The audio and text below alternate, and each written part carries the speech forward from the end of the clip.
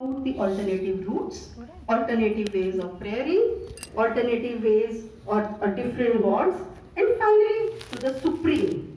So that is the flexible approach. The alternative routes are there, and therefore we are talking about a one particular social dimension of it. So all these things indicate that in India, had we taken all these contexts in our mind, and in our education system, to the great extent we are also responsible. Some of the things, some of the ideas, I'm not saying that the Veda should be included or other, but some of the ideas. So in India, we are talking a lot about sustainable development. Now, if we say sustainable development, we have just listened to Sir and he said that what is sustainable development as such. If we just divide our different countries into three, like the one who are developed, African and Asian countries.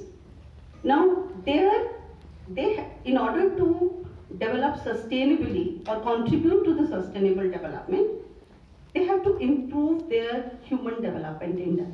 All of you must be aware of this human development index.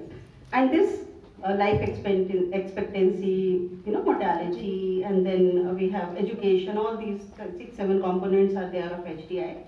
But simultaneously, they have to keep a low ecological footprint because, as in the inaugural by the chief guest, we heard that these countries, though they are having a very well developed education system, they have high standard of living, but they are contributing negatively to the ecological footprint.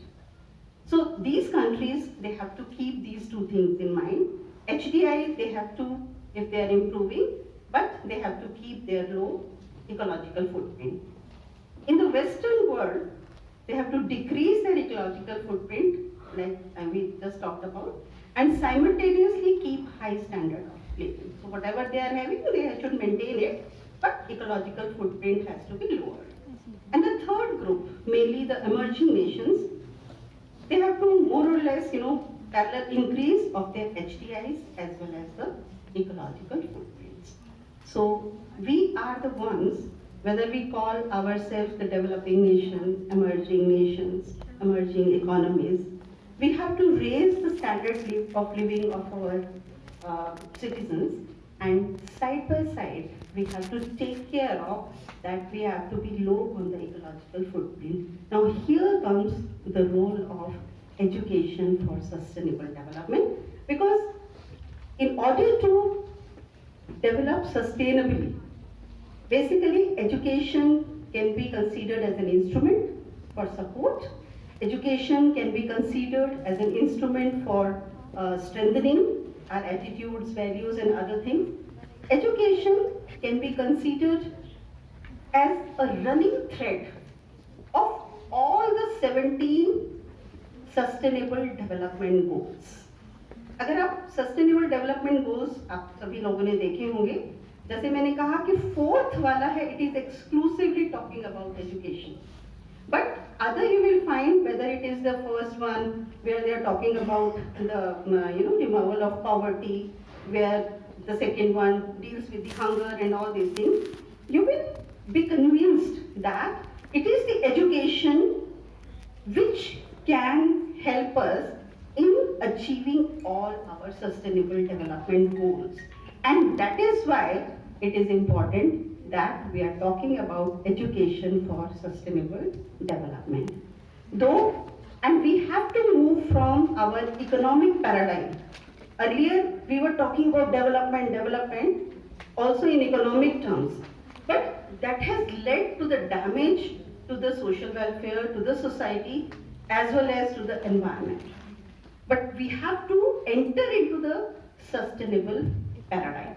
And this sustainable paradigm is basically the one where we are talking about development of sustainable citizens.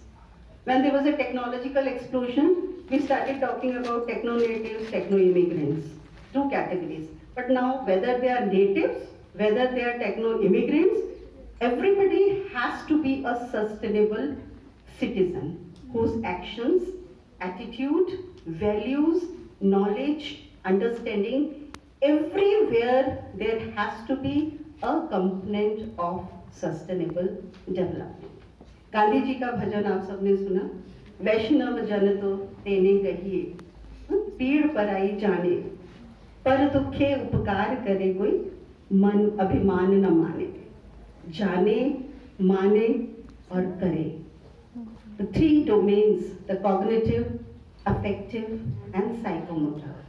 So sustainable development, if we want to achieve through education component, education like it is focusing on the three dimensions. So even in the context of sustainable development, all the three components are to be there, because simply knowing that the use of plastic is not good, single-use plastic is not good, will not lead us anywhere. Why it is harmful? How will it destroy the environment? Then feeling that it may be harmful for the so many future generations, क्योंकि वो उसमें carbon dating और वो सब आप लोगों को पता है, the way the things degrade, and then feeling for them and doing, that is taking some action for them. So therefore, whatever education is going to give us, that has to address to the cognitive domain, it has to address to the affective domain, and it has to address to the psychomotor domain. So kahin bhi hum jab when we analyze our curriculum, what type of competencies, they have also, if you just see the document of SDGs, they have talked about the competencies in the terms that what competencies need to be developed. So in the curriculum, we don't have to give, this is the content, but these are the themes which cut across the different disciplines. But how is it possible? How we are giving education since ages, we are educated, we are having rise in our literacy level, but we are literate. Had we been educated, again I will say that sustainable development जो है वो अपने आप आ जाता है. Now, when we say this education, this will not come through rote memorization. This will not come through our lecture methods. This will not come through our lecture demonstration. Because the change is the only thing in this world which is constant. This is the time when we have to prepare our students for a change. What change? What will happen after 5 years? Which jobs are going to remain after 5 years? What type of environment is going to prevail after 5 years, 3 years, 4 years? Maybe the entire scenario is going to change. So if we are preparing our students, like B.Ed students are also here, now if we are preparing our students only for the set things, they will feel lost.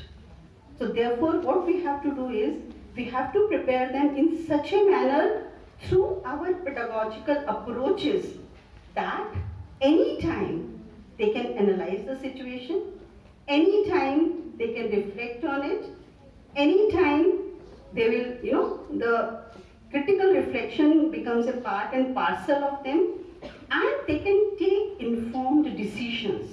The decisions which can affect their actions and also the actions of others, the behavior of others. So therefore, the reflection, like you people write reflective diaries, but that is not of the level of descriptive reflection. It has to be of the level of critical reflection. So we don't have to write what we did, but why we are doing this, how we did it, how it is affecting our students. So that type of practice to each and every citizen has to reflect on one's actions. And this will come when we are giving the training to our students in our classrooms. We have to consider everything holistically. It is not the era when we are confined to our one subject or our one area. So it has to be a very systems approach, a systemic thinking, taking things very holistically and considering a problem from the different point of view and how those perspectives will affect that particular problem. And then when we are talking about the social dimension, that